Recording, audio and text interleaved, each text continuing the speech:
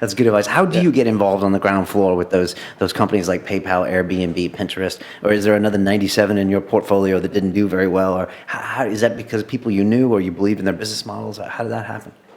Well, it was a fledgling time in the Valley that I was really out there, and again, see that in London today is that it was a special movement that was happening, and there weren't 15 or 20 Airbnbs. There was just one. There weren't 15 or 20 Trulias. There was one PayPal, and it was a relatively small network. And I was an entrepreneur. We were, and what I found is that I was just drawn to learning. Part of really the context, or really the main thrust of Eventbrite, we value transparency, we value collaboration, and we value learning. And I could learn a lot of the early stages by spending time with these great entrepreneurs. And so they were investments that I was supposed to be advising and helping, but in fact I was gaining as much information the other way. And that's really what the core is of what it takes to build a collaborative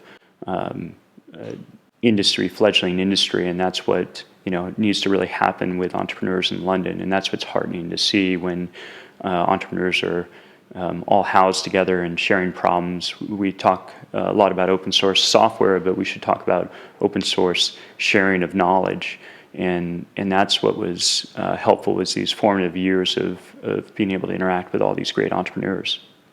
That is probably, the best statement you made so far. It's just the most interesting. It feels like a really open community here, but I don't really have anything to compare it to. But I haven't heard of anyone trying to hide an idea or hide knowledge. Everybody is more than happy to give introductions, and they've taught me to be the same. And it's just like, let's help.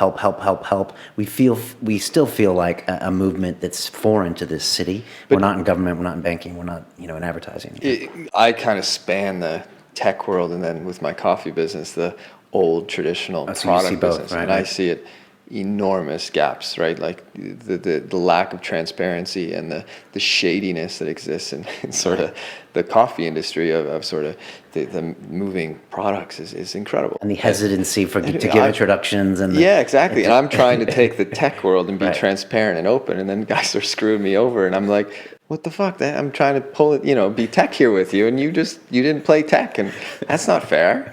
It occasionally happens in tech, but it's harder to do because it's an open, transparent community, and you don't,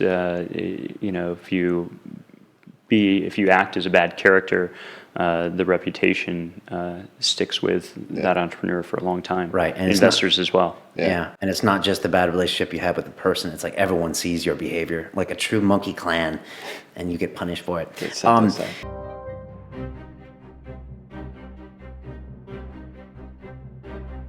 We have people pair up between some of the startups that we work with and some of the established people that we have within the business, and it's about sharing best practice and mind share and all of that sort of stuff, and it really rubs off on them. It really rubs off on them in terms of some of the ideas that they can come back with and the different ways in which they approach challenges.